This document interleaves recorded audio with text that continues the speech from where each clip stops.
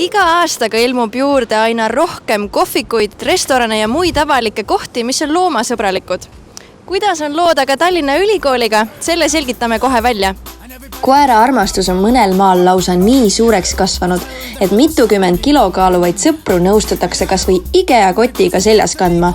Peaasi, et pereliige täieõiguslikult omadega kaasa reisida saaks. Selline lõbus trend on populaarne näiteks New Yorgi metroos, kuhu reeglite järgi on lubatud vaid kotti mahtuvad koerad.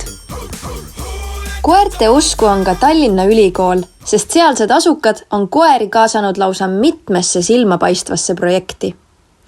Sellest hoolimata pole koerad ülikooli pildis väga tavaline nähtus ning raske on leida infot, kas ja millistel tingimustel neljajalgne sõber koolis kaasas olla võib. Tähtsamate peadega kontakteerudes selgus, et ametlikku regulatsiooni koertega ülikoolis käimise kohta pole. Siiski ollakse seisukohal, et tavaolukorras ei peaks tudengil ega õppejõul koolis koera kaasas olema. Samas on kõik alati läbirääkimiste küsimus. Mida arvavad aga tudengid? Mis tingimustel oleks teie arvates koeraga okei koolis käia? Minu arust siis, kui koer käitub nagu ilusasti ja üleüldse sõbralik hea koer, siis see on jumala okei. Kuidas te ise tunneksite ennast, kui keegi tuleks koeraga loengusse? Mul tegelikult endal on väike koerafoobia, aga kui tuleks ja tõesti on mõnus koer, siis ma ei karda. Ma kardan nagu niisugust haukimist.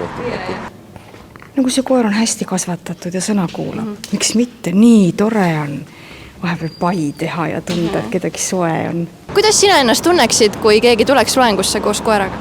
Ma oleks väga õnnelik. No ma küsiks, või ütleks, et mis eesmärgil sõltub sellest, et miks see koer kooli tuleb? No näiteks mõnel on kutsikas ja ei taha teda üksinda pikaks päevaks jätta koju. Et kas sellisel juhul oleks okei või mitte? No siis võib-olla küll, aga siis ma sooviks oma jänest ka kaasa võtta mõnele nagu balletitundi näiteks. No see oleks ju väga vahva. Koerad ja jänesed kooli. Koolimajas sees jõudsime koeraga ringi jalutada vaid 5 minutit, enne kui tubli turvanaine haisu ninna sai ja meid välja kupatas.